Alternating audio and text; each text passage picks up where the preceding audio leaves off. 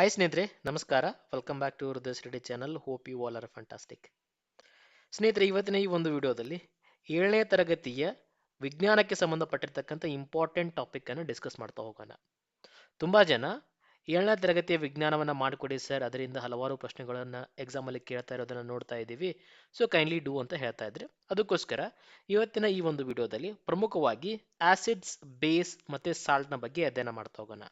ಕನ್ನಡದಲ್ಲಿ ಇದಕ್ಕೆ ನಾವು ಆಮ್ಲೀಯ, ಪ್ರತ್ಯಾಮ್ಲೀಯ ಮತ್ತೆ ತಟಸ್ಥ ಅಂತ ಕರಿತೀವಿ. ಈ ಒಂದು topic exam point of view ನೋಡ್ತಾ ಹೋದಾಗ ಬಹಳ ಇಂಪಾರ್ಟೆಂಟ್ ಆಗ್ತದೆ. ಹಲವಾರು ಬಾರಿ ಪ್ರಶ್ನೆಗಳು ಬಂದಿದಾವ ಈ ಒಂದು ಟಾಪಿಕ್ ಮೇಲೆ, ಸರಿನಾ? ಹಾಗಾದ್ರೆ ಡಿಟೇಲ್ಡ್ ಆಗಿ ಎಕ್ಸಾಮ್ ಪಾಯಿಂಟ್ ಆಫ್ ವ್ಯೂ ಏನೇನು ಇಂಪಾರ್ಟೆಂಟ್ ಅಂತ ಕಲಿತಾ ಹೋಗೋಣ. So our first heading is acid, base and salt. ಮೊದಲದಾಗಿ ಈ ಒಂದು ಪ್ಯಾರಾಗ್ರಾಫ್ ಅನ್ನು ನೋಡ್ತಾ ಹೋಗಿ ಅವ್ರು ಏನ್ ಹೇಳ್ತಾರೆ ಅಂದ್ರೆ, ಇಲ್ಲಿ we use in our daily life a large amount of substances. ನಮ್ಮ ದಿನನಿತ್ಯದಲ್ಲಿ ನಾವು ಹಲವಾರು ಸಬ್ಸ್ಟೆನ್ಸ್ಗಳನ್ನ, ವಸ್ತುಗಳನ್ನ ಬಳಕೆ ಮಾಡ್ತಾ ಹೋಗ್ತೀವಿ. ಲೈಕ್ ಲೆಮನ್ ಆಗಿರ್ಬೋದು, ಅಂದ್ರೆ ನಿಂಬೆ ಹಣ್ಣು, ಅಥವಾ ಟ್ಯಾಮರಿಂಡ್ ಆಗಿರ್ಬೋದು, ಅಥವಾ ಸಾಲ್ಟ್ ಆಗಿರಬಹುದು, ಸಕ್ಕರೆ ಆಗಿರ್ಬೋದು, ವಿನೇಗರ್ ಆಗಿರ್ಬೋದು. ಸಾಮಾನ್ಯವಾಗಿ ಈ ಎಲ್ಲ ವಸ್ತುಗಳನ್ನ ನಮ್ಮ ದಿನನಿತ್ಯದ ಜೀವನದಲ್ಲಿ ಬಳಸ್ತಾ ಹೋಗ್ತೀವಿ. ಸೊ ಯಾವತ್ತಾದ್ರೂ ಇದರದ ಟೇಸ್ಟ್ ಬಗ್ಗೆ ನಾವು ಥಿಂಕ್ ಮಾಡಿದೀವಾ? Do they have a same taste? So ಎಲ್ಲದರದ ಟೇಸ್ಟ್ ಸೇಮ್ ಇದೆಯಾ ಅಥವಾ ಬದಲಿದೆಯಾ?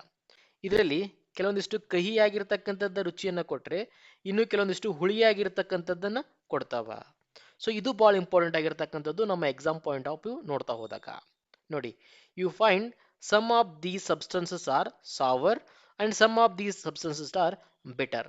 ಕೆಲವೊಂದಿಷ್ಟು ನಮಗೆ ಕಹಿ ಅಂತ ಅನಿಸ್ತಾವ, ರೈಟ್? ಕೆಲವೊಂದಿಷ್ಟು ನಮಗೆ ಹುಳಿ ಅಂತ ಅನಿಸ್ತಾವ. ಕ್ಲಿಯರ್ ಆಗಿ ಮೆನ್ಷನ್ ಮಾಡ್ತಾ ಹೋಗ್ತಾರೆ ನೋಡಿ. Curd, lemon juice, orange juice and vinegar are taste in sour. So ಈ ಎಲ್ಲವೂ ಯಾವ ರೀತಿಯಾಗಿರ್ತಾವಂತ? ಸಾವರ್ ಒಂದು ಲಕ್ಷಣ ಹೊಂದಿರ್ತಾವತ್ತ. ಸಾವರ್ ಅಂದ್ರೆ ಏನಪ್ಪಾ? ಪ್ರಮುಖವಾಗಿ ಇದನ್ನ ನಾವು ಹುಳಿ ಅಂತ ಕರಿತೀವಿ, ರೈಟ್? ಹುಳಿ. ಸೊ ನೀವು ಮೊಸರು ಯಾವ ರೀತಿಯಾಗಿರ್ತದ? ಹುಳಿಯಾಗಿರೋದನ್ನ ನಾವು ಸಾಮಾನ್ಯವಾಗಿ ಗಮನಿಸ್ತೀವಿ. ಅಥವಾ ನಿಂಬೆ ಹಣ್ಣಿನ ಜ್ಯೂಸು ಅಥವಾ ಆರೆಂಜ್ ಜ್ಯೂಸು, ಸೊ ಇವೆಲ್ಲವೂ ಏನಾಗಿರ್ತಾವ? ಹುಳಿಯಾಗಿರ್ತಾವ. ನೋಡಿ, those substances which taste sour because of they contain acids. So ಯಾವೆಲ್ಲ ಸಬ್ಸ್ಟೆನ್ಸ್ಗಳು ಹುಳಿ ಅಂತ ಅನಿಸ್ತಾವಲ್ಲ, ರೈಟ್? ಹುಳಿ ಅಂತ ಅನಿಸ್ತಾವಲ್ಲ, ಅವುಗಳನ್ನ ನಾವು ಆಸಿಡ್ಸ್ ಅಂತ ಕರಿತೀವಿ. ಸೊ ಆಸಿಡ್ಸ್ ಅಂದ್ರೆ sir hydrochloric acid, sulphuric acid ಆ ತರ ಅಂತಾರಲ್ಲ ಸರ್, ಇದೇನಿದು? ಎಸ್, ಅವು ಕೂಡ ಆಸಿಡ್, ಇವು ಕೂಡ ಆಸಿಡ್. ಇವು ನೇಚರಲ್ಲಿ ಸಿಗ್ತಕ್ಕಂಥ ಆಸಿಡ್. ಇವುಗಳನ್ನ ತಿನ್ನೋದರಿಂದ ನಮ್ಮ ದೇಹಕ್ಕೆ ಯಾವುದೇ ರೀತಿಯಾಗಿರ್ತಕ್ಕಂಥ ಹಾನಿ ಆಗೋದಿಲ್ಲ. The chemical nature of these substances are is in acidic. So ಇವುಗಳ ಒಂದು ನೇಚರ್ ಅಸಿಡಿಕ್ ಆಗಿರ್ತದ. ಸೊ ಅಸಿಡಿಕ್ ಅಂದಾಗ ಪ್ರಮುಖವಾಗಿ ನಮ್ಮ ಮೈಂಡ್ಗೆ ಬರ್ತಕ್ಕಂಥ ಒಂದು ಪದ ಯಾವ್ದಪ್ಪ? ಹುಳಿ ಅಂತಕ್ಕಂಥದ್ದು. The word acid comes from the Latin word. So ಈ ಒಂದು ವರ್ಡ್ ನಿಂದಾಗಿ ನಮ್ಮ ಆಸಿಡ್ ಅಂತಕ್ಕಂಥ ಪದ ಹುಟ್ಟಿರ್ಬೇಕು. ಇದರದ ಅರ್ಥ ಬಂದ್ಬಿಟ್ಟು ಹುಳಿ ಅಂತಕ್ಕಂಥದ್ದು ಇಂಗ್ಲಿಷ್ನಲ್ಲಿ. The acids in these substances are natural acids. So ನಿಸರ್ಗದಲ್ಲಿ ಸಾಮಾನ್ಯವಾಗಿ ಸಿಗ್ತಕ್ಕಂಥವು. ಇವುಗಳ ಸೇವನೆಯನ್ನ ಮಾಡೋದ್ರಿಂದ ನಮಗೆ ಯಾವುದೇ ರೀತಿಯಾಗಿರ್ತಕ್ಕಂಥ ಹಾನಿ ಆಗೋದಿಲ್ಲ. ಸೊ ನೆಕ್ಸ್ಟ್ ಇಲ್ಲೇನು ಹೇಳ್ತಾರ? What about baking soda? Does it also taste sour? If not, what is the taste of it? So baking soda ಹೆಂಗದಪ್ಪ? ಇದು ನಮ್ಗೆ ಹುಳಿ ಅನಿಸ್ತದನ? ಸಪೋಸ್ ಅದು ಹುಳಿ ಅನಿಸ್ತಾ ಇರಲಿಲ್ಲ ಅಂದ್ರೆ ಮತ್ತೆ ಏನು ಅನಿಸ್ತದ? ನೋಡಿ, since it does not taste sour, it means that has no acid. So ಅದು ನಮಗೆ ಹುಳಿ ಅನ್ಸಲ್ಲ ಅಂದ್ರೆ ಏನಪ್ಪಾ? ಅದ್ರೊಳಗಡೆ ಯಾವುದೇ ರೀತಿಯಾಗಿರ್ತಕ್ಕಂಥ ಆಸಿಡ್ ನ ಲಕ್ಷಣ ಇಲ್ಲ ಅಂತ ಅರ್ಥ. It is bitter in taste. ಇದು ಹೆಂಗಿರ್ತದ ಬೇಕಿಂಗ್ ಸೋಡಾ ಅಂತ ಅಂದ್ರೆ? ಕಹಿ ಆಗಿರ್ತದ ಅಂತ. ಬೇಕಿಂಗ್ ಸೋಡಾ ಕಹಿ ಇರ್ತದ, ಲೆಮನ್ ಜ್ಯೂಸ್ ಹುಳಿ ಇರ್ತದ.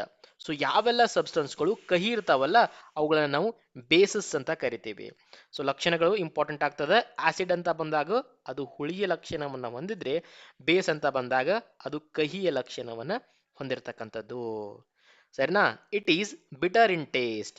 If you rub the solution between the fingers, it feels soapy. Generally substances like these which are bitter in taste and feel soapy are touching are known as base. ಒಂದು ರೀತಿ ಜರಿತಕ್ಕಂಥದ್ದು ಅಂತ ಅರ್ಥ ಮಾಡ್ಕೊಳ್ಳಿ. ಜರಿತಕ್ಕಂಥದ್ದು substance ಇತ್ತು ಮತ್ತೆ ಅದು ಕಹಿ ಆಗಿತ್ತಂದ್ರೆ ಅದನ್ನ ನಾವು ಬೇಸ್ ಅಂತ ಕರಿತೀವಿ. ಒಂದು ಇಂಪಾರ್ಟೆಂಟ್ ಲೈನ್ ಅದ ನೋಡಿ. ಏನ್ ಹೇಳ್ತಾ ಇದ್ದಾರೆ ಅಂದ್ರೆ ಇಲ್ಲಿ ಅವರು, if we cannot taste every substance, how do you find its nature? So ನಾವು ಏನು ಹೇಳ್ಬೋದು? ಲೆಮನ್ ಜ್ಯೂಸ್ ಅಂತ ಹೇಳಿದ್ವಿ. ನಿಂಬೆ ಹಣ್ಣಿನ ರಸವನ್ನ ಈಸಿಲಾಗಿ ಸೇವನೆ ಮಾಡಬಹುದು. ಅದರಲ್ಲಿ ಹುಳಿ ಅಂತಕ್ಕಂಥ ಅಂಶ ಕಂಡು ಬರ್ತದೆ. ಅದಕ್ಕೋಸ್ಕರ ಅದನ್ನ ಆಮ್ಲೀಯ ಅಥವಾ ಆಸಿಡ್ ಅಂತ ಹೇಳ್ಬೋದು. ಇನ್ ಕೇಸ್ ಬೇಕಿಂಗ್ ಸೋಡಾನು ಸ್ವಲ್ಪ ತಿನ್ನಬಹುದು, ಅದು ನಮ್ಗೆ ಕಹಿ ಅನಿಸ್ತದೆ, ಅದನ್ನ ನಾವು ಬೇಸ್ ಅಂತ ಹೇಳ್ಬೋದು. ಹಾಗಾದ್ರೆ ಎಲ್ಲ ವಸ್ತುಗಳನ್ನ ತಿಂದೇ ನಾವು ಕಹಿ ಆಗಿದೆಯಾ ಹುಳಿ ಆಗಿದೆ ಅಂತ ಹೇಳಕ್ಕಾಗ್ತದನ? ನೋ. ವೈಜ್ಞಾನಿಕವಾಗಿ ಹೇಳೋದಾದ್ರೆ ನಾವು ಕೆಲವೊಂದಿಷ್ಟು ವಸ್ತುಗಳನ್ನ ತಿನ್ನಲಿಕ್ಕೆ ಆಗಲ್ಲ. ಸೊ ಹಾಗಾದ್ರೆ ಆ ವಸ್ತು ಆಸಿಡ್ ಇದೆಯಾ ಬೇಸ್ ಇದೆಯಾ ಅಂತ ತಿನ್ನಲಾರ್ದನೆ ಹೆಂಗ್ ಹೇಳ್ಬೋದು? So now comes very important concept. ನಾವು ತಿನ್ನಲಾರದನೆ ಒಂದು ವಸ್ತು ಆಸಿಡಿಕ್ ಇದೆಯಾ ಬೇಸಿಕ್ ಇದೆಯಾ, ಆಮ್ಲೀಯ ಅಥವಾ ಪ್ರತ್ಯಾಮ್ಲೀಯ ಅಥವಾ ತಟಸ್ಥ ಇದೆಯಾ ಅನ್ನೋದನ್ನ ಹೆಂಗೆ ಹೇಳಬಹುದಪ್ಪ ಅಂದ್ರೆ ಇಂಡಿಕೇಟರ್ಸ್ಗಳ ಬಳಕೆಯ ಮೂಲಕ. ಯಾವುದರ ಮೂಲಕ? ಇಂಡಿಕೇಟರ್ಸ್ಗಳ ಬಳಕೆಯ ಮೂಲಕ. ವೆರಿ ಇಂಪಾರ್ಟೆಂಟ್, ಈ ಪ್ರಶ್ನೆನ ಕೇಳಬಹುದು. ಸೊ ಆಸಿಡ್ ಬೇಸ್ ಮತ್ತೆ ತಟಸ್ಥ ಆಗಿದೆಯಾ ಅನ್ನೋದನ್ನ ಯಾವುದರ ಮೂಲಕ ನಾವು ಕಂಡು ಹಿಡಿಬಹುದಪ್ಪ ಅಂತ ಎಕ್ಸಾಮ್ ಅಲ್ಲಿ ಬಂದ್ರೆ ಇಂಡಿಕೇಟರ್ಸ್ಗಳ ಬಳಕೆ ಮಾಡೋದರ ಮೂಲಕ ಕಂಡು ಹಿಡಿಬಹುದು. ಸೊ ಏನಪ್ಪ ಇದು ಇಂಡಿಕೇಟರ್ಸ್? ನೋಡಿ, a special type of substance are used to test whether a substance is acidic or basic. These substances are known as indicators. ಒಂದು ವಸ್ತು ಅಸಿಡಿಕ್ ಇದೆಯಾ ಬೇಸಿಕ್ ಇದೆಯಾ ಅನ್ನೋದನ್ನ ಕಂಡುಹಿಡಿಯೋ ಸಲುವಾಗಿ ಈ ಇಂಡಿಕೇಟರ್ಸ್ಗಳ ಬಳಕೆಯನ್ನ ಮಾಡ್ತಾರೆ. The indicators change their color when added to a solution.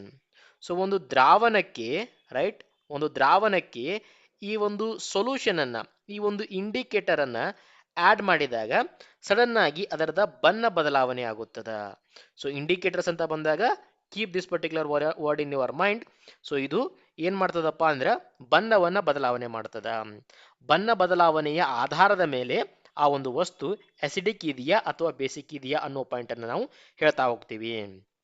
This indicator change their colour.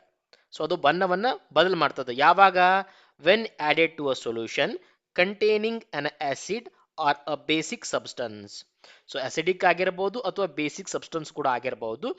ನಾವು ಇಂಡಿಕೇಟರ್ನ ಆಡ್ ಮಾಡೋದರ ಮುಖಾಂತರವಾಗಿ ಆ ಕಲರ್ ಬದಲಾಗೋದನ್ನ ನೋಡ್ತೀವಿ. ಅಂದ್ರೆ ಆಸಿಡಿಕ್ ಇತ್ತಂದ್ರೆ ಅದರ ಕಲರ್ ಒಂದು ರೀತಿಯಾಗಿ ಬದಲಾಗ್ತದೆ, ಹಾಗೆ ಬೇಸಿಕ್ ಇತ್ತಂದ್ರೆ ಅದು ಒಂದು ರೀತಿಯಾಗಿ ಬದಲಾಗ್ತದೆ. ಸೊ ಅಸಿಡಿಕ್ ಇದ್ದಾಗ ಏನ್ ಕಲರ್ ಬದಲಾಗ್ತದ ಅಥವಾ ಬೇಸಿಕ್ ಇದ್ದಾಗ ಏನ್ ಬದಲಾಗ್ತದ ಮುಂದೆ ನಾವು ಅಧ್ಯಯನ ಮಾಡ್ತೀವಿ.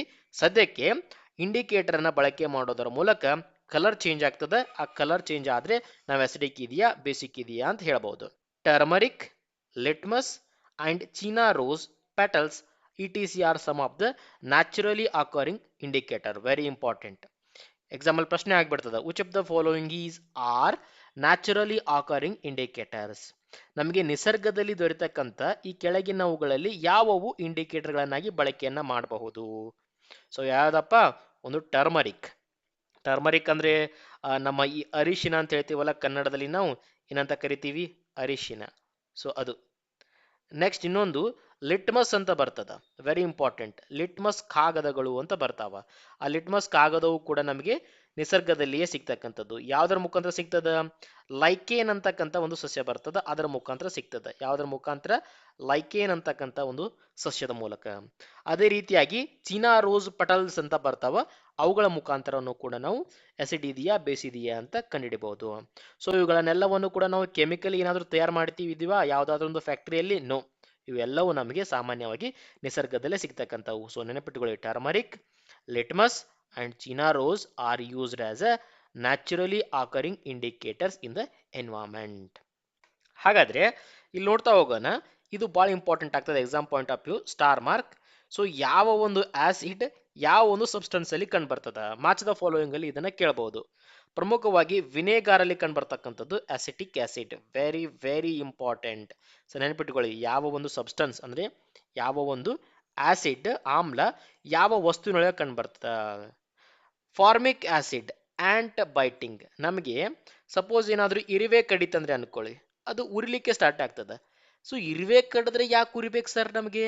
ಸೊ ಅದು ಇರುವೆ ಕಡ್ದಂತ ಸಂದರ್ಭದಲ್ಲಿ ನಮ್ಮ ದೇಹದಲ್ಲಿ ಏನನ್ನ ಇಂಜೆಕ್ಟ್ ಮಾಡ್ತದ ಅಂದ್ರೆ ಫಾರ್ಮಿಕ್ ಆಸಿಡ್ ಅನ್ನ ಇಂಜೆಕ್ಟ್ ಮಾಡ್ತದ. ಸೊ ಈ ಫಾರ್ಮಿಕ್ ಆಸಿಡ್ ಅನ್ನ ಇಂಜೆಕ್ಟ್ ಮಾಡೋ ಸಲುವಾಗಿ ನಮಗೆ ಉರಿದವ್ರ ತರ ಫೀಲ್ ಆಗಕ್ಕೆ ಸ್ಟಾರ್ಟ್ ಆಗ್ತದ. ಸೊ ಹಾಗಾದ್ರೆ ಆಂಟ್ ಬೈಟಿಂಗ್ ಅಲ್ಲಿ ಯಾವ ಆಸಿಡ್ ಇರ್ತದಪ್ಪ? ಫಾರ್ಮಿಕ್ ಆಸಿಡ್ ಇರ್ತದ.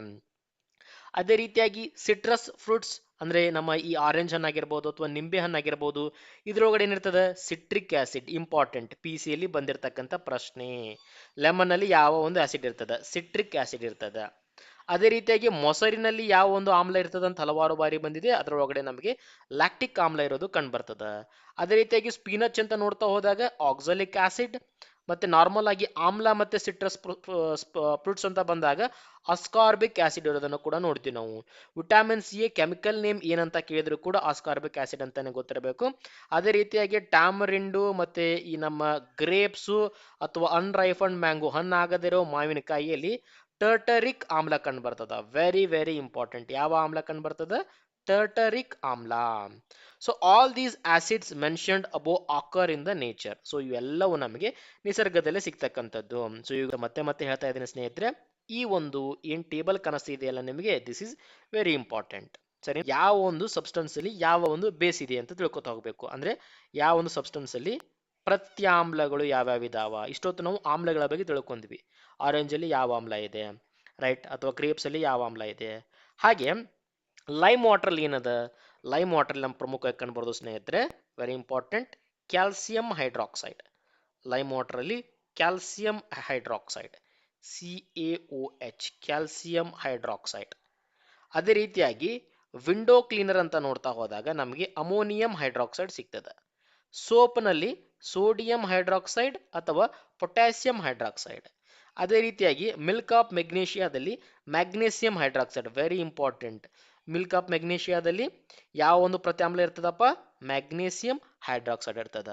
ಸೊ ಈ ಒಂದು ಕಂಪ್ಲೀಟ್ ಟೇಬಲ್ ನಿಮಗೆ ನೆನಪಿರಬೇಕು. ಆಮ್ಲ ಎಲ್ಲೆಲ್ಲಿ ಕಂಡು ಬರ್ತದ, ಹಾಗೆ ಪ್ರತ್ಯಾಮ್ಲ ಎಲ್ಲೆಲ್ಲಿ ಕಂಡು ಬರ್ತದ ಅಂತ ನಮಗೆ ಡೀಟೇಲ್ಡ್ ಆಗಿ ಇಲ್ಲಿ ಮಾಹಿತಿಯನ್ನು ಕೊಟ್ಟಿದ್ದಾರೆ. ಸರಿನಾ? ನೆಕ್ಸ್ಟ್ ಮುಂದಿನ ಹೆಡ್ಡಿಂಗ್ ಬಂದ್ಬಿಟ್ಟು natural indicators around us. So ನಮ್ಮ ಸುತ್ತಮುತ್ತಲು ಕಂಡುಬರ್ತಕ್ಕಂಥ ನ್ಯಾಚುರಲ್ ಇಂಡಿಕೇಟರ್ಸ್ಗಳು ಯಾವ್ಯಾವುದು? ಆವಾಗಲೇ ನಾವು ನೋಡಿದ್ದೀವಿ, ಒಂದು ಟರ್ಮರಿಕ್ ಅಂತ ನೋಡಿದ್ವಿ, ಅಂದ್ರೆ ಅರಿಶಿನ ಅಂತ ಹೇಳಿದ್ವಿ. ಒಂದು ಬಂದ್ಬಿಟ್ಟು ಲಿಟ್ಮಸ್ ಪೇಪರ್ ಬಗ್ಗೆ ಕೂಡ ನಾವು ನೋಡ್ಕೊಂಡಿದ್ವಿ, ಲಿಟ್ಮಸ್. ಸೊ ಮೊದಲೇದಾಗಿ ನಮ್ಮ ಹೆಡ್ಡಿಂಗ್ ಬಂದ್ಬಿಟ್ಟು litmus. Okay, it is a natural dye. Okay, the most commonly used natural indicator is litmus. Exam ಅಲ್ಲಿ ಇದ್ರ ಮೇಲೆ ಜಾಸ್ತಿ ಪ್ರಶ್ನೆ ಬರ್ತದೆ. ಸೊ ಇದು ಹೆಂಗ್ ಬರ್ತದಪ್ಪ? It is extracted from the lichens. Very very important. ಹೆಂಗ್ ಬರ್ತದಪ್ಪ ಇದು? ಲೈಕೇನ್ಸ್ ಮುಖಾಂತರ. ಲೈಕೇನ್ಸ್ ಅಂದ್ರೆ ಏನು? ಒಂದು ರೀತಿಯಾಗಿರ್ತಕ್ಕಂಥ ಸಸ್ಯ. ನಾವು ಕನ್ನಡದಲ್ಲಿ ಕಲ್ಲು ಹೂವುಗಳು ಅಂತ ಕರಿತೀವಿ. ಯಾವುದು? ಕಲ್ಲು ಹೂವುಗಳು, ಲೈಕೇನ್ಸ್. ಸೊ ಇವುಗಳ ಮೂಲಕನೇ ನಾವು ಏನನ್ನ ತಯಾರು ಮಾಡ್ಬೋದಪ್ಪ? ಲಿಟ್ಮಸ್ ಅನ್ನ ತಯಾರು ಮಾಡಬಹುದು. ಇವನ್ ಇದು ಪೇಪರ್ ರೂಪದಲ್ಲಿ ಕೂಡ ಇರ್ತದ, ಹಾಗೆ ಇದೊಂದು ಸೊಲ್ಯೂಷನ್ ಅಂದ್ರೆ ಒಂದು ದ್ರಾವಣದ ರೂಪದಲ್ಲಿ ಕೂಡ ಲಿಟ್ಮಸ್ ಕಂಡು ಬರೋದನ್ನು ನಾವು ನೋಡ್ತೀವಿ. ನೋಡಿ, it has a purple colour in a distilled water. When added to any acidic solution it turns into red, and when added into a basic solution it turns into blue. Very important. So ಈ litmus ಅನ್ನ, right, let me increase the pen colour. ಈ litmus ಅನ್ನ ಒಂದು ಸೊಲ್ಯೂಷನ್ಗೆ add ಮಾಡಿದಾಗ ಆ solution ಏನಾದರೂ acidic ಇತ್ತಂದ್ರೆ, when it is added to an acidic solution it turns into red. Suppose ನೀವು ಬ್ಲೂ ಕಲರ್ ಲಿಟ್ಮಸ್ ಅನ್ನ ಆಡ್ ಮಾಡಿದ್ರೆ ಅದು ಆಟೋಮೆಟಿಕ್ ಆಗಿ ಏನಾಗ್ತದ ಅಂತ? ರೆಡ್ ಆಗ್ತದ ಅಂತ. ಯಾವಾಗ? ಸೊಲ್ಯೂಷನ್ ಏನಾದರೂ ನಿಮಗೆ ಅಸಿಡಿಕ್ ಇದ್ರೆ ಮಾತ್ರ. So if the solution is acidic in nature, then it changes the colour from blue to red. ನೀಲಿಯಿಂದ ಕೆಂಪು ಬಣ್ಣಕ್ಕೆ ತಿರುಗುತ್ತದೆ. ಯಾವಾಗ? ಅದೇನಾದ್ರೂ ಆಮ್ಲ ಆಗಿತ್ತಂದ್ರೆ, ಆಮ್ಲೀಯ ಆಗಿತ್ತಂದ್ರೆ. ಯಾವುದು? ಯಾವುದೋ ಒಂದು ಸೊಲ್ಯೂಷನ್ ನೀವು ಚೆಕ್ ಮಾಡ್ತಕ್ಕಂಥದ್ದು. ಸಪೋಸ್ ಅಗೇನ್ ಇಲ್ಲೊಂದು ಬೀಕರ್ ಇದೆ ಅಂತ ಅನ್ಕೊಳ್ಳಿ, ಇದ್ರೊಳಗಡೆ ಒಂದು ಸೊಲ್ಯೂಷನ್ ಹಾಕಿದ್ದೀನಿ. ಆ ಸೊಲ್ಯೂಷನ್ ಎಸಿಡಿಕ್ ಇದೆಯಾ ಬೇಸಿಕ್ ಇದೆಯಾ ಚೆಕ್ ಮಾಡ್ತಾ ಇದ್ದೀನಿ ನಾನು. ಮೊದಲಿಗೆ ಏನು ಮಾಡಿದೆ ನಾನು? ಅಲ್ಲಿ ಬ್ಲೂ ಲಿಟ್ಮಸ್ ಅನ್ನು ಹಾಕಿದೆ. ಸೊ ಅದು ಆಟೋಮೆಟಿಕ್ ಆಗಿ ರೆಡ್ ಕಲರ್ಗೆ ಚೇಂಜ್ ಆಯಿತು. ಸೊ ಅವಾಗ ನಂಗೆ ಗೊತ್ತಾಯ್ತು, ಓಕೆ, ಇಲ್ಲಿ ಇರ್ತಕ್ಕಂಥದ್ದು ಎಲ್ಲವೂ ಏನಪ್ಪಾ ಹಾಗಾದ್ರೆ? ಇಲ್ಲಿ ಇರ್ತಕ್ಕಂಥದ್ದು ಎಲ್ಲವೂ ಕೂಡ ಅಸಿಡಿಕ್. ಅದೇ ಒಂದು ಬೀಕರಲ್ಲಿ ಮತ್ತೊಂದು, ಫಾರ್ ಎಕ್ಸಾಂಪಲ್ ನಾನು ಮತ್ತೊಂದು ಬೀಕರ್ನ ತೆಗೆದುಕೊಳ್ತೇನೆ. ಮತ್ತೊಂದು ಬೀಕರ್ನ ತೆಗೆದುಕೊಂಡ್ಬಿಟ್ಟು ಅದಕ್ಕೆ ಮತ್ತೆ ಸೊಲ್ಯೂಷನ್ ಅನ್ನು ಆ್ಯಡ್ ಮಾಡ್ತೇನೆ. Okay, I'll take one beaker and I'll add the solution here. ಈ ಟೈಮಲ್ಲಿ ಏನು ಮಾಡ್ತೀನಿ ನಾನು? ಈ ಟೈಮ್ ಒಳಗಡೆ ನಾನು ರೆಡ್ ಲಿಟ್ಮಸ್ ಪೇಪರ್ ಅನ್ನು ಹಾಕ್ತೀನಿ ಅದ್ರೊಳಗಡೆ. ರೆಡ್, ಆವಾಗಲೇ ಏನು ಹಾಕಿದ್ದೆ ನಾನು? ಬ್ಲೂ ಲಿಟ್ಮಸ್ ಪೇಪರ್ ಅನ್ನು ಹಾಕಿದ್ದೆ. ಈ ಸಲ ನಾನು ರೆಡ್ ಲಿಟ್ಮಸ್ ಪೇಪರ್ ಅನ್ನು ಹಾಕ್ತೀನಿ. ರೆಡ್ ಲಿಟ್ಮಸ್ ಪೇಪರ್ ಅನ್ನು ಹಾಕಿದಾಗ ಸಪೋಸ್ ರೆಡ್ ಇರೋದು ಬ್ಲೂ ಆಗಿ ಕನ್ವರ್ಟ್ ಆಯ್ತು ಅಂದ್ರೆ ಏನಾಯ್ತು ಅದರ ಅರ್ಥ? ಅದು ಬೇಸಿಕ್ ಸೊಲ್ಯೂಷನ್ ಅಂತ ಅರ್ಥ. ಸೊ ಈ ಪಾತ್ರ ಒಳಗಡೆ ಇರ್ತಕ್ಕಂಥದ್ದು ಬೇಸಿಕ್ ಅಂತ ಅರ್ಥ, ಪ್ರತ್ಯಾಮ್ಲ. ಸರಿನಾ? ಸೊ ಇದು ಏನು ಬೇಕಾದ್ರೂ ಆಗಿರ್ಬೋದು. ಫಾರ್ ಎಕ್ಸಾಂಪಲ್ ನಿಮಗೆ ನಿಂಬೆ ಹಣ್ಣಿನ ರಸ ಆದರೂ ಆಗಿರ್ಬೋದು, ಅಥವಾ ಆರೆಂಜ್ ರಸ ಆದರೂ ಆಗಿರಬಹುದು, ರೈಟ್. ಸೊ ಅದರೊಳಗಡೆ ಲಿಟ್ಮಸ್ ಪೇಪರ್ನ ಅದ್ದುವುದರ ಮುಖಾಂತರವಾಗಿ ನಾವು ಈಸಿಲಿ ಆಗಿ ಫೈಂಡ್ ಔಟ್ ಮಾಡ್ಬೋದು ಅದು ಅಸಿಡಿಕ್ ಇದೆಯಾ ಬೇಸಿಕ್ ಇದೆಯಾ ಅಂತ ಹೇಳ್ಬಿಟ್ಟು. ಸರಿನಾ? ಸೊ ಜಸ್ಟ್ ಏನನ್ನ ನೆನ್ಪಿಡಬೇಕು ನೀವು?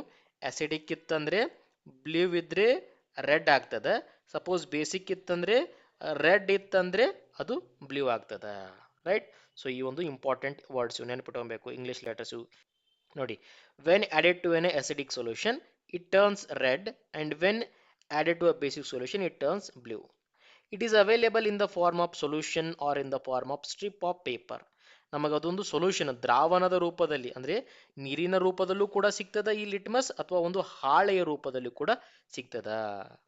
It is also known as a litmus paper. Okay, generally it is available as a red and blue litmus paper. ಸಾಮಾನ್ಯವಾಗಿ ನಮಗೆ ಬ್ಲೂ ಲಿಟ್ಮಸ್ ಪೇಪರ್ ಅಥವಾ ರೆಡ್ ಲಿಟ್ಮಸ್ ಪೇಪರ್ ಅಂತ ಸಿಗ್ತಾವ. ಸೊ ಅವುಗಳ ಬಳಕೆ ಮಾಡೋದರ ಮುಖಾಂತರವಾಗಿ ಆ ಒಂದು ವಸ್ತು ಎಸಿಡಿಕ್ ಇದೆಯಾ ಬೇಸಿಕ್ ಇದೆಯಾ ಅಂತ ಗೊತ್ತಾಗ್ತದೆ.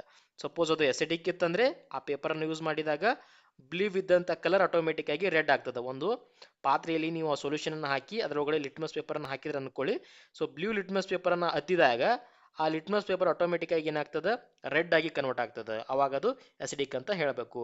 ಸಪೋಸ್ ಅದು ಬ್ಲೂ ಆಗಿ ಕನ್ವರ್ಟ್ ಆದ್ರೆ ಬೇಸಿಕ್ ಅಂತ ಹೇಳಬೇಕು. So all together litmus paper ಅನ್ನ ಸಾಮಾನ್ಯವಾಗಿ ನಾವು ಆಸ್ ಎ ಇಂಡಿಕೇಟರ್ ಆಗಿ ಯೂಸ್ ಮಾಡ್ತೀವಿ.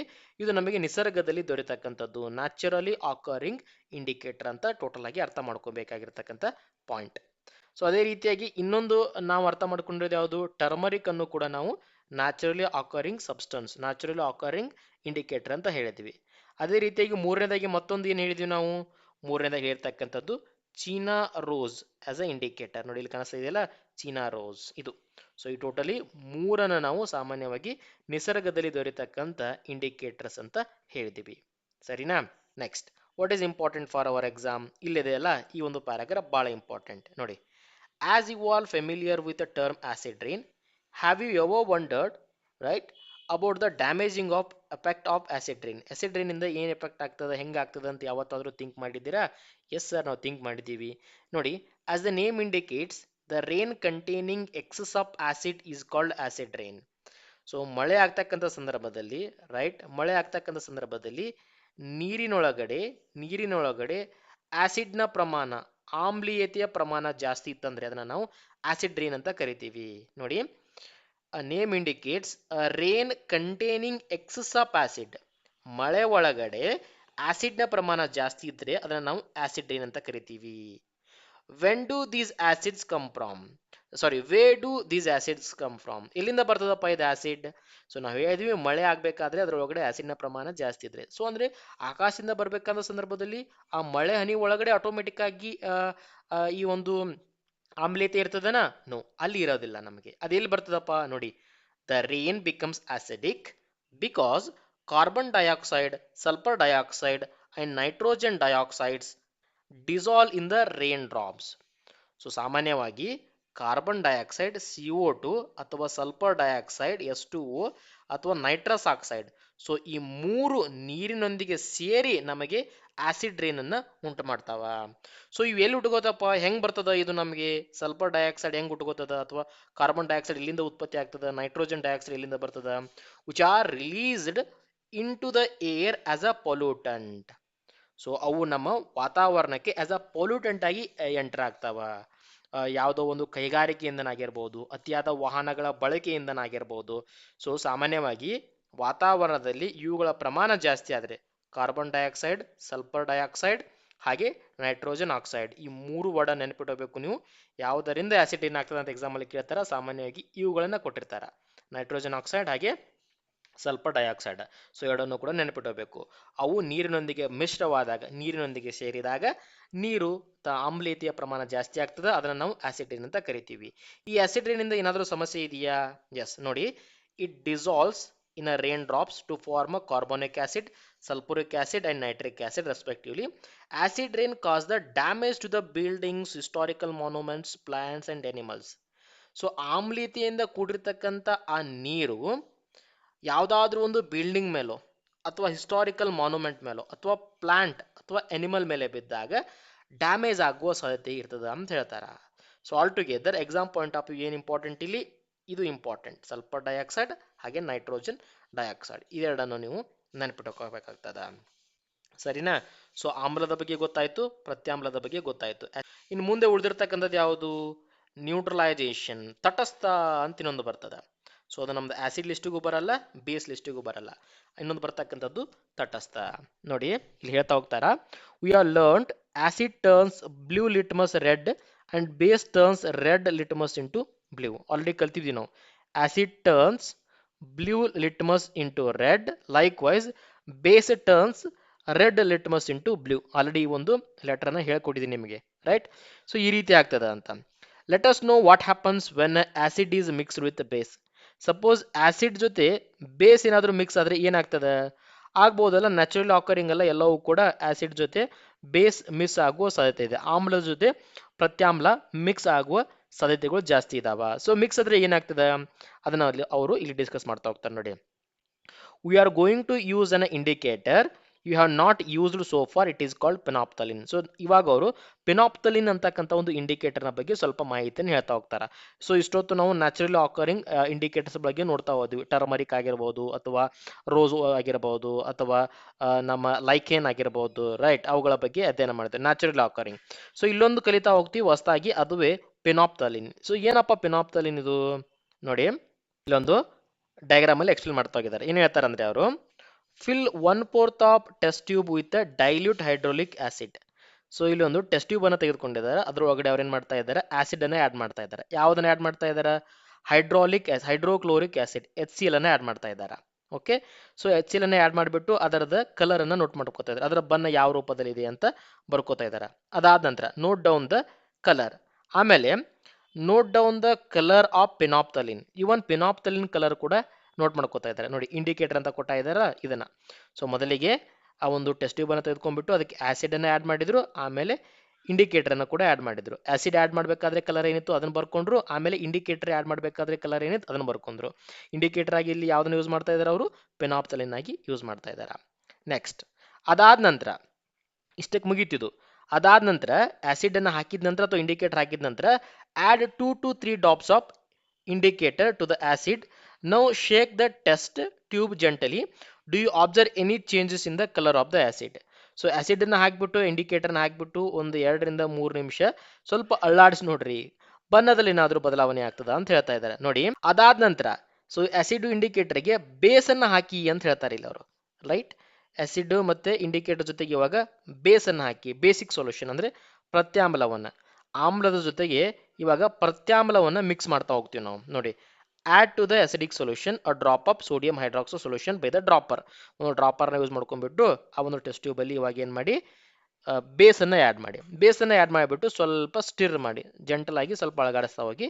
ಆವಾಗ ಮತ್ತೆ ಯಾವುದಾದ್ರೂ ಕಲರ್ ಬದಲಾಯ್ತಾ ಅಂತ ನೋಡಿ. Is the any change in the colour of the solution? Just check it and continue adding the sodium hydroxide solution drop by drop while stirring till the pink colour just appears. Pink colour ಬರೋ ತನಕನು, ಯಾವ colour?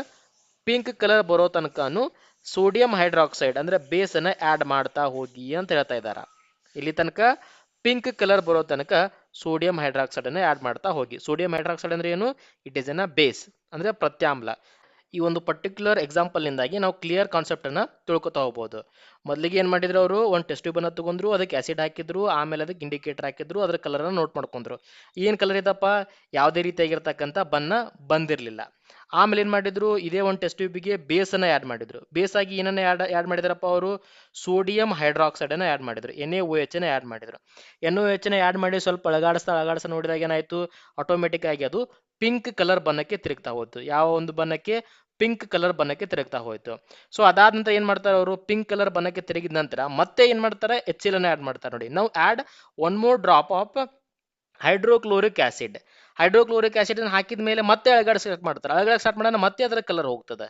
ಆಮೇಲೆ ಮತ್ತೆ sodium hydroxide ಅನ್ನ add ಮಾಡ್ತಾರೆ, ಮತ್ತೆ ಅಳಗಡಿಸ್ತಾರೆ, ಮತ್ತೆ colour ಏನಾಯ್ತು, ಪಿಂಕ್ ಬಂತು. ಸೊ ಇದರಿಂದ ಆಲ್ ಟುಗೆದರ್ ನಾವು ಏನೇನು ಅರ್ಥ ಮಾಡ್ಕೊಂತೀವಿ ಅಂದ್ರೆ, it is evident that when a solution is basic, phenolphthalein gives a pink color.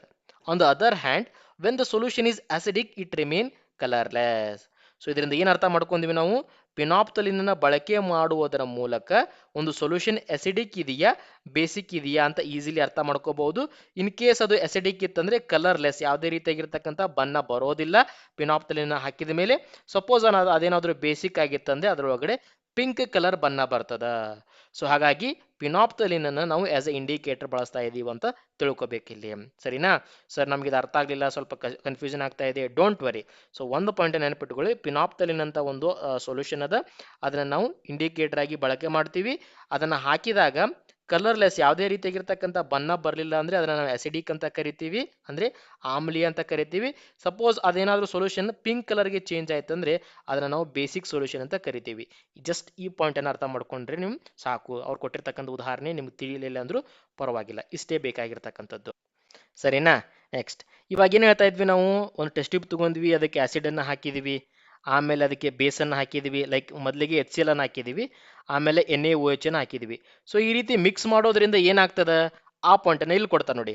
When acidic solution is mixed with a basic solution, ಅಂದ್ರೆ ಆಮ್ಲವನ್ನ ಪ್ರತ್ಯಾಮ್ಲ ಜೊತೆಗೆ ಮಿಕ್ಸ್ ಮಾಡಿದಾಗ both solution neutralise the effect of each other, ತಮ್ಮ ಸ್ವಂತ effect ಏನಿತ್ತಲ್ಲ, ತನ್ನತೆ ಅನ್ನೋದು ಏನಿರ್ತಾವಲ್ಲ ಅದನ್ನ ಕಳ್ಕೊಂಡ್ಬಿಡ್ತಾವ. ಅಂದ್ರೆ when acid solution is added to a base solution, right, are mixed in a suitable amount, both the acidic nature of the acid and basic nature of the base are destroyed. acidic nature ಏನಿರ್ತದ ಅದು ಒಂದ್ಬಿಟ್ಟು ಹುಳಿ ಆಗಿರ್ತಕ್ಕಂಥದ್ದು, ಅದನ್ನ ಕಳ್ಕೊಂಡ್ಬಿಡ್ತದ. Base ಏನಪ್ಪ nature, ಕಹಿ ಆಗಿರ್ತದ, ಅದು ಅದರ ನೇಚರ್ನ ಕಳ್ಕೊಂಡ್ಬಿಡ್ತದ. ಸೊ ಆಸಿಡ್ ಮತ್ತೆ ಬೇಸನ್ನ ಮಿಕ್ಸ್ ಮಾಡೋದರಿಂದ ಅದರಿಂದ ಔಟ್ಪುಟ್ ಆಗಿ ಏನ್ ಬರ್ತದ, ಅದರೊಳಗಡೆ ಕಹಿ ರುಚಿ, ಕಹಿ ಆಗಿರೋದು ಇರೋದಿಲ್ಲ, ಹುಳಿ ಆಗಿರೋದು ಇರೋದಿಲ್ಲ, ತಮ್ಮ ಕಂಪ್ಲೀಟ್ ನೇಚರ್ ನಾವು ಡಿಸ್ಟ್ರಾಯ್ ಮಾಡ್ಕೋತಾವ. ನೋಡಿ, the resulting solution is neither acidic nor a basic. Touch the test tube immediately after the neutralization. What do you observe? In a neutralization reaction, heat is always produced.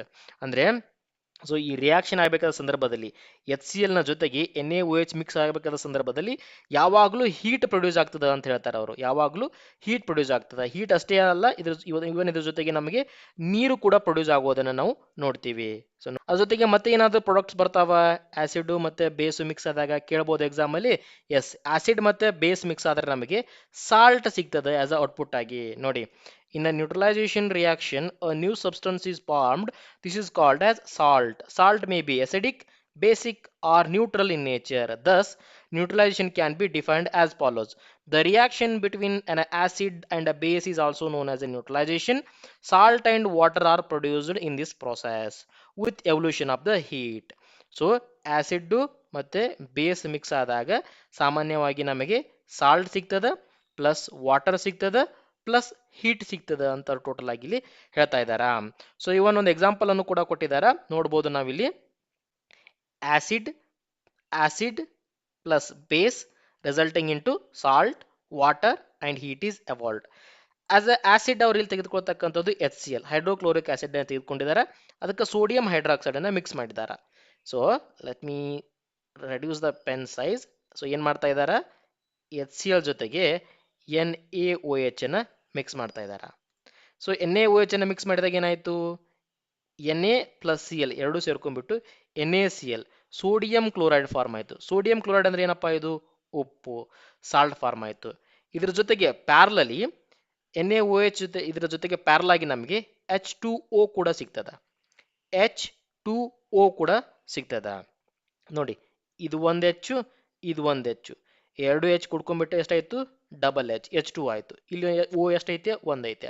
ಹಾಗಾದ್ರೆ ಎರಡು ಸೇರ್ಕೊಂಡ್ಬಿಟ್ಟು ಏನಾಯ್ತು, ನಮಗೆ H two ಓ ಆಯ್ತು.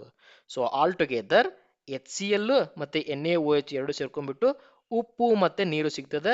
ಜೊತೆಗೆ ಅದರ ಜೊತೆಗೆ ನಮಗೆ heat ಕೂಡ ಪಾಸ್ ಆಗೋದನ್ನ ನೋಡ್ತಾ ಹೋಗ್ತೀವಿ. ಸೊ ಇಲ್ಲಿ ಟೂ ಬರಲ್ಲ, I don't know why I have written here. So it is a simple and straight forward chemical reaction, that is HCl plus NaOH resulting into NaCl and H2O. That's it. Okay, ಸರಿನಾ? Next, so neutralisation ಇನ್ everyday life. So ಈ neutralisation ಅಂತಕ್ಕಂಥದ್ದು ನಮ್ಮ ದೈನಂದಿನ ದಿನದಲ್ಲಿ ಕಾಣ್ತೀವ? S, ಕಾಣ್ತೀವಿ ಸ್ನೇಹಿತರೆ. ಎಲ್ಲಿ ಕಾಣಿಸ್ತೀವಿ ನಾವು ಈ ತಟಸ್ಥ ಅಂತಕ್ಕಂಥದ್ದನ್ನ? ಆಮ್ಲದ ಬಗ್ಗೆ ಗೊತ್ತಾಯ್ತು, ಪ್ರತ್ಯಾಮ್ಲದ ಬಗ್ಗೆ ಗೊತ್ತಾಯ್ತು. ಆಮ್ಲ ಅಂತ ಬಂದಾಗ ಎಚ್ ಸಿ ಎಲ್. ಸೊ ಮನುಷ್ಯನ ದೇಹದಲ್ಲಿ ಎಚ್ ಸಿ ಎಲ್ ಇರ್ತದನ? ಎಸ್, ನಮ್ಮ ಹೊಟ್ಟೆಯ ಒಳಗಡೆ ಎಚ್ ಸಿ ಎಲ್ ಇರ್ತದ. Hydrochloric acid is present in our stomach. Hydrochloric acid is present in our stomach. ನೋಡಿ, ಇಲ್ಲಿ ಕೊಡ್ತಾ ಹೋಗ್ತಾರ, our stomach contains hydrochloric acid. ಅದರದ ಕೆಲಸ ಏನು? It helps us to digest the food. ಆಹಾರವನ್ನ ಡೈಜೆಷನ್ ಮಾಡೋ ಸಲುವಾಗಿ ಹೆಲ್ಪ್ ಆಗ್ತದ. ನೋಡಿ, as you are learnt in the chapter 2, but too much of acids. Okay, ನೋಡಿ, too much of acid in the stomach causes the indigestion. ನಮ್ಮ ದೇಹದಲ್ಲಿ ಅತಿಯಾದ ಪ್ರಮಾಣದಲ್ಲಿ ಎಚ್ ಸಿ ಎಲ್ ಏನಾದರೂ ಬಂತಂದ್ರೆ ಅಂದ್ರೆ ಶೇಖರಣೆ ಆಯ್ತಂದ್ರೆ ನಮ್ಮ ಹೊಟ್ಟೆ ಒಳಗಡೆ ಏನಾಗ್ತದೆ, ನಮಗೆ ಆಸಿಡಿಟಿ ಆಗ್ತದೆ ಸಾಮಾನ್ಯವಾಗಿ. ಸೊ ಅವಾಗ ನಮ್ಗೆ ಏನಾಗ್ತದೆ ಅಂತ ಹೇಳ್ತೀವಿ, ಇಂಡೈಜೆಷನ್. ನೋಡಿ, sometimes indigestion is painful, sometimes ನಮಗೆ ನೋವನ್ನ ತರ್ತದ. ಸೊ ಹಾಗಾದ್ರೆ ಅದರಿಂದ ಹೊರಗಡೆ ಬರೋದು ಹೆಂಗೆ? ನಮ್ಮ ದೇಹದಲ್ಲಿ ಅಸಿಡಿಟಿ ಆಗ್ತಪ್ಪ ಅಂದ್ರೆ ಏನು ಮಾಡ್ತೀವಿ ನಾವು? ಎಸಿಡಿಟಿಯನ್ನು ಹೋಗಿಸ್ಬೇಕು, ಸರಿದೂಗಿಸ್ಬೇಕು. ಅದಕ್ಕೆ ಸಂಬಂಧಪಟ್ಟಿರ್ತಕ್ಕಂಥದ್ದನ್ನು ಅಂದರೆ ಈ ಎಚ್ ಸಿ ಎಲ್ನ ಅಂಶವನ್ನು ಕಡಿಮೆ ಮಾಡ್ತಕ್ಕಂಥದ್ದನ್ನು ನಾವು ಕೊಡಬೇಕು. ಆವಾಗ ನಮ್ಮ ಅಸಿಡಿಟಿ ಹೋಗ್ತದೆ. ಎಚ್ ಸಿ ಎಲ್ನ ಪ್ರಮಾಣ ತಗ್ಗಿಸ್ಬೇಕು. ನಾವು ಹೆಂಗೆ ಮಾಡಬೇಕು ನೋಡಿ, to relieve the indigestion we take an antacid such as milk of magnesia which contains the magnesium hydroxide. It neutralizes the effect of excessive acid. So ನಮ್ಮ ದೇಹದಲ್ಲಿ ಇರ್ತಕ್ಕಂಥ ಎಕ್ಸೆಸಿವ್ ಆಸಿಡ್ನ ಪ್ರಮಾಣವನ್ನು ನಾವು ಕಡಿಮೆ ಮಾಡುವ ಸಲುವಾಗಿ ಆಂಟಾಸಿಡ್ ಅನ್ನು ಕೊಡ್ತೀವಿ. Very very important. ಅಪ್ಲೈಡ್ ಸೈನ್ಸಲ್ಲಿ ನಮಗೆ ಈ ಪ್ರಶ್ನೆನ ಕೇಳ್ಬೋದು. ಮನುಷ್ಯನ ದೇಹದಲ್ಲಿ ಎಚ್ ಸಿ ಎಲ್ನ ಪ್ರಮಾಣ ಜಾಸ್ತಿಯಾಗಿ ಆತನಿಗೆ ಆಸಿಡಿಟಿ ಉಂಟಾದಾಗ ಅವರಿಗೆ ಏನನ್ನು ಕೊಡಲಾಗುತ್ತದೆ? ಎಂಟಾ ಆಸಿಡ್ ಅನ್ನು ಕೊಡಲಾಗುತ್ತದೆ. ಎಂಟಾಸಿಡ್. ಸೊ ಎಂಟಾಸಿಡ್ಗೆ ಬೆಸ್ಟ್ ಎಕ್ಸಾಂಪಲ್ ಏನಪ್ಪ? Milk of magnesia. ಸೊ ಇದರದ ಕೆಲಸ ಏನು? ಎಕ್ಸಾಂಪಲ್ ಹಿಂಗೆ ಬರ್ತದೆ. ಎಂಟಾ ಆಸಿಡ್ ಕೊಡುವುದರಿಂದ ಏನಾಗುತ್ತದೆ ನಮ್ಮ ದೇಹದೊಳಗಡೆ? It neutralise the effect of excessive acid. ದೇಹದಲ್ಲಿ ಏನು ಸೇರಿಕೊಂಡಿರ್ತದಲ್ಲ ಎಕ್ಸೆಸಿವ್ ಆಸಿಡ್ನ ಪ್ರಮಾಣವನ್ನು ಕಡಿಮೆ ಮಾಡ್ತಕ್ಕಂಥ ಕೆಲಸವನ್ನು ಆಂಟಾಸಿಡ್ ಮಾಡ್ತದ. ಹಾಗೆ ಇನ್ನೊಂದು ಬೆಸ್ಟ್ ಎಕ್ಸಾಂಪಲ್ ನಮ್ಮ ದಿನನಿತ್ಯ ಲೈಫಲ್ಲಿ ನೋಡ್ತಕ್ಕಂಥದ್ದು ಆಂಟ್ ಬೈಟ್. ಇರುವೆ ಕಚ್ಚೋದ್ರ ಬಗ್ಗೆ ಕೊಡ್ತಾ ಇದ್ದಾರೆ ಅವರು. ನೋಡಿ, when an ant bites it injects acidic liquid. ಯಾವಾಗ ನಮಗೆ ಇರುವೆ ಕಚ್ಚುತ್ತದ ಅದು ನಮ್ಮ ದೇಹದೊಳಗಡೆ ಒಂದು ಅಸಿಡಿಕ್ ಆಮ್ಲೀಯ ಸೊಲ್ಯೂಷನ್ ಅನ್ನ ಇಂಜೆಕ್ಟ್ ಮಾಡ್ತದ. ಯಾವ್ದಪ್ಪ ಅದು? Formic acid. ಆಲ್ರೆಡಿ ನಾವು ಇದನ್ನು ಓದಿದ್ವಿ. Even exam point of view important ಅಂತ ಕೂಡ ಹೇಳಿದ್ವಿ. Formic acid into the skin, ನಮ್ಮ ಚರ್ಮದ ಒಳಗಡೆ ಫಾರ್ಮಿಕ್ ಆಸಿಡ್ ಅನ್ನ ಇಂಜೆಕ್ಟ್ ಮಾಡ್ತದೆ. ಯಾವಾಗ? ಇರುವೆ ಕಡಿದ ತಕ್ಷಣ. ನೋಡಿ, the effect of acid can be neutralised by rubbing the moist baking soda or calamine solution which contains the zinc carbonate. So ನಮಗೆ ಇರುವೆ ಕಡಿದ ತಕ್ಷಣ ಉರಿಲಿಕ್ಕೆ ಏನು ಸ್ಟಾರ್ಟ್ ಆಗ್ತದಲ್ಲ ಅವಾಗ ಫಾರ್ಮಿಕ್ ಆಸಿಡ್ ನಮ್ಮ ದೇಹದೊಳಗಡೆ ಹೋಗಿದೆ ಅಂತ ಅರ್ಥ ಮಾಡ್ಕೋಬೇಕು. ಆ ಇರುವೆ ಕಡಿದಿರ್ತಕ್ಕಂಥದ್ದು ಏನು ಉರಿತಾ ಇದೆ, ನೋವು ಆಗ್ತಾ ಇದೆಯಲ್ಲ, ಅದನ್ನ ಕಡಿಮೆ ಮಾಡ್ಬೇಕಂದ್ರೆ ಏನು ಮಾಡಬೇಕು ನೋಡಿ, ಬೇಕಿಂಗ್ ಸೋಡಾವನ್ನು ಹಚ್ಚಬೇಕು, ಅಪ್ಲೈ ಮಾಡಬೇಕಲ್ಲೇ. Neutralised by rubbing the moist baking soda. So baking ಸೋಡಾವನ್ನು ಅಪ್ಲೈ ಮಾಡೋದ್ರಿಂದ ಏನಾಯಿತು? ಫಾರ್ಮಿಕ್ ಆಸಿಡ್ ಅನ್ನ ನಾವು ನ್ಯೂಟ್ರಲೈಸ್ ಮಾಡಿದಂಗೆ ಆಯಿತು. So exam point of view ಏನು ಇಂಪಾರ್ಟೆಂಟ್? ಇರುವೆ ಕಚ್ಚಿದಾಗ ಏನಾಗ್ತದೆ ಅಂತ ಕೇಳ್ತಾರೆ, ಫಾರ್ಮಿಕ್ ಆಸಿಡ್ ಇಂಜೆಕ್ಟ್ ಆಗ್ತದೆ. ಸೊ ಇದನ್ನು ನ್ಯೂಟ್ರಲೈಸ್ ಮಾಡಬೇಕಂದ್ರೆ ಏನನ್ನ ಆ್ಯಡ್ ಮಾಡಬೇಕಂತ ನೋಡ್ತಾ ಹೋದ್ರೆ ನಾವು baking soda, that is nothing but sodium hydro carbonate, sodium hydrogen carbonate. Next, ಮೂರನೇದಾಗಿ ನಾವು ಸಾಮಾನ್ಯವಾಗಿ ದೈನಂದಿನ ದಿನದಲ್ಲಿ ನೋಡ್ತಕ್ಕಂಥದ್ದು ಸಾಯಿಲ್ ಟ್ರೀಟ್ಮೆಂಟ್. ಸಾಮಾನ್ಯವಾಗಿ ಮಣ್ಣಿನೊಳಗಡೆ ಕೂಡ ಆಮ್ಲೀಯ ಪ್ರಮಾಣ ಆಗಿರಬಹುದು ಅಥವಾ ಪ್ರತ್ಯಾಮ್ಲೀಯ ಪ್ರಮಾಣ ಆಗಿರಬಹುದು ಹೆಚ್ಚಾ ಕಡಿಮೆ ಆಗೋದನ್ನು ನಾವು ನೋಡ್ತಾ ಇರ್ತೀವಿ. ಆಮ್ಲೀಯ ಪ್ರಮಾಣ ಜಾಸ್ತಿ ಆದಾಗ ನಾವು ಅದಕ್ಕೆ ಪ್ರತ್ಯಾಮ್ಲವನ್ನು ಕೊಡಬೇಕು. ಪ್ರತ್ಯಾಮ್ಲದ ಪ್ರಮಾಣ ಜಾಸ್ತಿ ಆದಾಗ ಆಮ್ಲೀಯ ವಸ್ತುಗಳನ್ನು ಕೊಡ್ತಾ ಹೋಗ್ಬೇಕು. ನೋಡಿ, ಇಲ್ಲಿ ಕ್ಲಿಯರ್ ಆಗಿ ಕೊಡ್ತಾ ಹೋಗ್ತಾರ. Excessive use of chemical fertilisers makes the soil acidic. ಬಹಳಷ್ಟು ಫರ್ಟಿಲೈಸರ್ಗಳ ಬಳಕೆಯನ್ನು ಮಾಡುವುದರ ಮೂಲಕವಾಗಿ ಮಣ್ಣು ಆಮ್ಲೀಯತೆಯ ಜಾಸ್ತಿ ಪ್ರಮಾಣವನ್ನು ಹೊಂದದ. Plants do not grow well when the soil is either too acidic or too basic. ಮಣ್ಣು ಕಂಪ್ಲೀಟ್ ಆಮ್ಲೀಯವಾಗಿದ್ರೂ ಬೆಳೆ ಬರೋದಿಲ್ಲ, ಕಂಪ್ಲೀಟ್ ಪ್ರತ್ಯಾಮ್ಲೀಯವಾಗಿದ್ರೂ ಬೆಳೆ ಬರೋದಿಲ್ಲ. In case when the soil is acidic, suppose ಮಣ್ಣೇನಾದರೂ ಅತಿಯಾದ ಆಮ್ಲೀಯ ಪ್ರಮಾಣವನ್ನು ಹೊಂದಿತ್ತಂದ್ರೆ it is treated with a bases like quick lime. Important.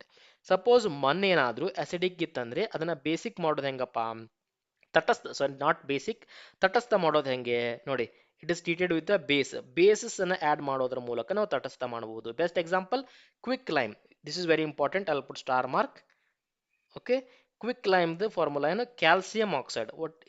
Quick lime ಅಂದ್ರೆ ಯಾವುದು ಅಂತ ಎಕ್ಸಾಮ್ ಅಲ್ಲಿ ಬಂದ್ಬಿಡುತ್ತೆ ನಿಮಗೆ. CaO, ಕ್ಯಾಲ್ಸಿಯಂ ಆಕ್ಸೈಡ್ ಅನ್ನು ನಾವು ಕ್ವಿಕ್ ಲೈಮ್ ಅಂತ ಕರಿತೀವಿ. Super important point. SSC ಎಲ್ಲ ಕೇಳಿದಾರೆ ಇದನ್ನ.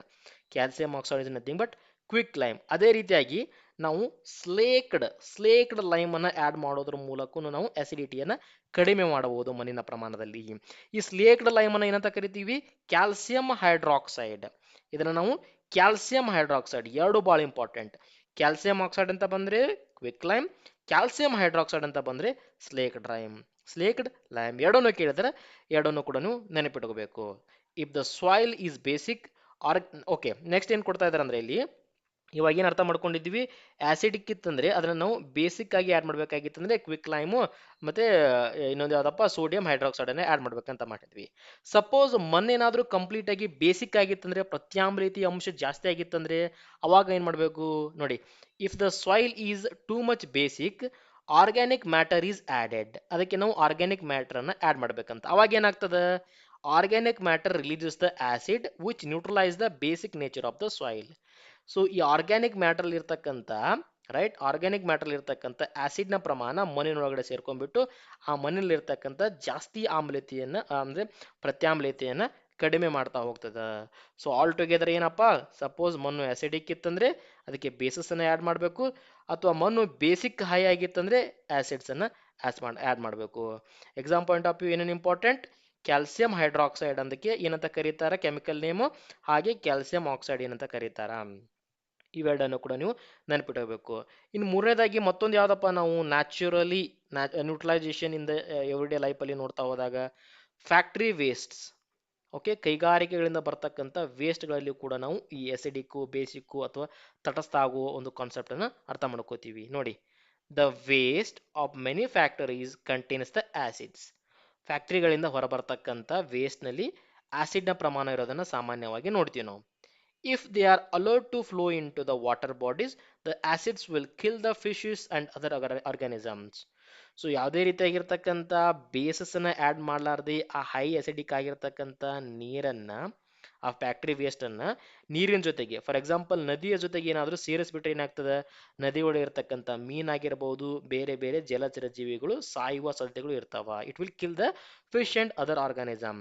ಸೊ ಅದಕ್ಕೋಸ್ಕರ ಏನು ಮಾಡಬೇಕು, the factory waste are therefore neutralized by adding the basic solution. So ಯಾವುದಾದ್ರೂ ಒಂದು ನದಿಗೆ ಸೇರಿಸೋದಕ್ಕಿಂತ ಮುಂಚೆ ಅದಕ್ಕೆ ನಾವು ಬೇಸಿಕ್ ಸೊಲ್ಯೂಷನ್ ಅನ್ನ ಆಡ್ ಮಾಡಿಬಿಟ್ಟು ನಂತರ ಅದನ್ನ ನದಿಗಳಿಗೆ ಬಿಡಬಹುದಾಗಿದೆ. ಹಾಗೆ ಮಾಡೋದ್ರ ಮುಖಾಂತರವಾಗಿ ಅದು ಆಸಿಡ್ ಪ್ಲಸ್ ಬೇಸು ನ್ಯೂಟ್ರಲೈಸ್ ಆಗ್ತದೆ. ಸೊ ಆಲ್ ಟುಗೆದರ್ ಆಸಿಡ್ ಮತ್ತೆ ಬೇಸ್ ಸೇರಿದಾಗ ನಮ್ಗೇನು ಸಿಗ್ತದೆ, salt plus water plus heat ಎವಾಲ್ಡ್. So ಇದನ್ನ ನೆನಪಿಟ್ಕೊಳ್ಳಿ, ಎಕ್ಸಾಂಪಲ್ ಇದನ್ನ ಕೇಳಬಹುದು ನಮಗೆ, ಸರಿನಾ. ಸೊ ಟೋಟಲ್ ಆಗಿ ನ್ಯೂಟ್ರಲೈಸೇಷನ್ ಎವ್ರಿಡೇ ಲೈಫ್ ಅಂತ ಬಂದಾಗ ಒಂದು ಎಂಟಾ ಆಸಿಡ್ನ ಬಗ್ಗೆ ಕಲಿತ್ವಿ, ಇನ್ನೊಂದು ಬಂದ್ಬಿಟ್ಟು HCl ನ ಬಗ್ಗೆ ಕಲಿತ್ವಿ, ನಮ್ಮ ದೇಹದ ಹೊಟ್ಟೆ ಒಳಗಡೆ ಇರ್ತದೆ. ಓಕೆ, ಅದನ್ನ ಬಿಟ್ರೆ ಆಂಟಬೈಟ್ ಇರುವೆ ಕಚ್ಚಿದಾಗ ಏನಾಗ್ತದೆ, ಫಾರ್ಮಿಕ್ ಆಸಿಡ್ ನಮ್ಮ ದೇಹವನ್ನು ಸೇರ್ಕೋತದೆ. ಅದನ್ನು ನ್ಯೂಟ್ರಲೈಸ್ ಮಾಡೋ ಸಲುವಾಗಿ ನಾವೇನು ಮಾಡಬೇಕು, ಬೇಕಿಂಗ್ ಸೋಡಾವನ್ನು ಅಲ್ಲಿ ಅಪ್ಲೈ ಮಾಡಬೇಕು. ಹಾಗೆ ಸಾಯಿಲ್ ಟ್ರೀಟ್ಮೆಂಟಲ್ಲೂ ಕೂಡ ಈ ನ್ಯೂಟ್ರಲೈಸೇಷನ್ ಕಾನ್ಸೆಪ್ಟನ್ನು ನೋಡಿದ್ವಿ. ಮಣ್ಣು ಆಮ್ಲ ಇದ್ರೆ ಅದನ್ನು ಪ್ರತ್ಯಾಮ್ಲ ಹೆಂಗೆ ಮಾಡ್ಬೋದು, ಅಥವಾ ಅದನ್ನು ತಟಸ್ಥ ಹೆಂಗೆ ಮಾಡೋದು, ಅಥವಾ ಅದು ಪ್ರತ್ಯಾಮ್ಲತೆಯಿಂದ ಜಾಸ್ತಿ ಕೂಡಿದ್ರೆ ಅವಾಗ ತಟಸ್ಥ ಹೆಂಗೆ ಮಾಡೋದು. ಯಾಕಂದ್ರೆ ಮಣ್ಣು ಅತಿಯಾದ ಆಮ್ಲತೆಯಿಂದ ಕೂಡಿದ್ರೂ ಬೆಳೆ ಬರೋದಿಲ್ಲ, ಅತಿಯಾದ ಪ್ರತ್ಯಾಮ್ಲತೆಯಿಂದ ಕೂಡಿದ್ರೂ ಬೆಳೆ ಬರೋದಿಲ್ಲ. ಅದು ತಟಸ್ಥವಾಗಿದ್ದರೆ ಮಾತ್ರ ಪ್ರಾಪರ್ ಆಗಿರ್ತಕ್ಕಂಥ ಬೆಳೆ ಬೆಳೆಯೋದನ್ನ ನಾವು ನೋಡ್ತೀವಿ. ಸೊ ಅದಕ್ಕೋಸ್ಕರ ವೆರಿ ಇಂಪಾರ್ಟೆಂಟ್. ಆ್ಯಂಡ್ ಫೈನಲಿ ಇಲ್ಲೊಂದು ಪ್ಯಾರಾಗ್ರಾಫ್ ಕೊಡ್ತಾರೆ, ಇದರ ಬಗ್ಗೆ ಕೂಡ ಎಕ್ಸಾಮಲ್ಲಿ ಕೇಳಬಹುದು. ಸೊ ನೆನಪಿಟ್ಟುಕೊಳ್ಳಿ, each cell in our body contains acid. ನಮ್ಮ ದೇಹದಲ್ಲಿರ್ತಕ್ಕಂಥ ಪ್ರತಿಯೊಂದು ಕೋಶದಲ್ಲೂ ಕೂಡ ಆಮ್ಲೀಯ ಪ್ರಮಾಣ ಅದ, ಆಸಿಡಿಕ್ ಅದ. ಹೆಂಗೆ ನೋಡಿ, DNA ಏನಿದ್ರೆ ಕೆಲಸ, ಡಿಆಕ್ಸಿರೈಬೋ ನ್ಯೂಕ್ಲಿಕ್ ಆಸಿಡ್ ಆರ್ DNA. ಇದರ ಕೆಲಸ, it controls every feature of the body. It controls every feature of the body. ನಾವು ಹೆಂಗೆ ಕಾಣಬೇಕು, ನಮ್ಮ ಕಲರ್ ಏನು, ಕಣ್ಣಿಂದು, ನಮ್ಮ ಹೈಟ್ ಏನಿರಬೇಕು, ಎಲ್ಲವೂ ಎದ್ರ ಮೇಲೆ ಡಿಪೆಂಡ್ ಆಗಿರ್ತದೆ, ಈ ಒಂದು DNA ಮೇಲೆ ಡಿಪೆಂಡ್ ಆಗಿರ್ತದೆ. ಇವನ್ ಈ DNA ಯಲ್ಲೂ ಕೂಡ ಏನಿರ್ತದೆ, ಆಸಿಡ್ ಇರ್ತದೆ, ಡಿಆಕ್ಸಿರೈಬೋ ನ್ಯೂಕ್ಲಿಕ್ ಆಸಿಡ್. ಅದಷ್ಟೇ ಅಲ್ಲ ನೋಡಿ, proteins that builds the part of our cell also made up of amino acids. Very important. Star mark ಏನಂತ ಹೇಳ್ತಾರ, ಪ್ರೋಟೀನ್ಸ್ಗಳು ಯಾವುದರಿಂದ ಮಾಡಲ್ಪಟ್ಟಿವೆ, ಅಮೈನೋ ಆಸಿಡ್ಸ್ಗಳಿಂದ ಮಾಡಲ್ಪಟ್ಟಿದೆ. ನೋಡಿ, ಅದರಲ್ಲೂ ಕೂಡ ಆಸಿಡ್ ಬಂತು. Okay, very important statement. Proteins that build part of our cells are also made up of amino acids. ಅದಷ್ಟೇ ಅಲ್ಲದೆ the fats in our body also contains the fatty acids. All together ನಮ್ಮ ದೇಹದಲ್ಲಿರ್ತಕ್ಕಂಥ ಪ್ರತಿಯೊಂದು ಕೋಶದ ಒಳಗಡೆ ಏನಿದೆ ಅಂತ ಆಯ್ತು, ಆಸಿಡ್ ಇದೆ ಅಂತ ಆಯ್ತು. ಇದರ ಮುಖಾಂತರ ಅರ್ಥ ಮಾಡ್ಕೊಂಡಿವಿ, DNA ಆಗಿರ್ಬೋದು, ಫ್ಯಾಟಿ ಆಸಿಡ್ಸ್ ಆಗಿರ್ಬೋದು, ಹಾಗೆ ಅಮೈನೋ ಆಸಿಡ್ನ ಮೂಲಕ ನಾವು ಇದನ್ನ ಅರ್ಥ ಮಾಡ್ಕೊಂಡಿವಿ. ಸೊ ಆಲ್ ಟುಗೆದರ್ ಇಷ್ಟೊಂದು ಕಂಪ್ಲೀಟ್ ಮಾಹಿತಿಯನ್ನು ನಾವು ಈ 7ನೇ ತರಗತಿಯ ಪುಸ್ತಕದಲ್ಲಿ ಆಸಿಡ್, ಬೇಸ್ ಮತ್ತು ಸಾಲ್ಟ್ನ ಬಗ್ಗೆ ಕಲಿತ್ವಿ. ಹೋಪ್ ನಿಮಗೆ ವಿಡಿಯೋ ಇಷ್ಟ ಆಯ್ತು ಅಂತ ಅನ್ಕೊಂತೀನಿ. ಇಷ್ಟ ಆಗಿದ್ರೆ ನಮ್ಮ ಚಾನಲ್ ಸಬ್ಸ್ಕ್ರೈಬ್ ಮಾಡ್ಕೊಳ್ಳಿ. ಹಾಗೆ ಇನ್ನಿತರ ಸ್ನೇಹಿತರಿಗೂ ಕೂಡ ನಮ್ಮ ಚಾನಲ್ ಬಗ್ಗೆ ಮಾಹಿತಿಯನ್ನು ಕೊಡಿ. ಆವಾಗ ನಮಗೆ ಜಾಸ್ತಿ ವ್ಯೂಸ್ ಆಗಿರ್ಬೋದು, ಸಬ್ಸ್ಕ್ರೈಬರ್ ಆಗಿರೋ ಸಿಗ್ತಾರ. ಹಾಗೆ ನಿಮಗೆ ಜಾಸ್ತಿ ನಾಲೆಜ್ ಕೂಡ ಸಿಗ್ತದೆ. ಅದೇ ರೀತಿಯಾಗಿ ಇಂತಹ ಕಂಟೆಂಟ್ ನಾನು ಮತ್ತಷ್ಟು ತರ್ತಾ ಹೋಗ್ತೀನಿ.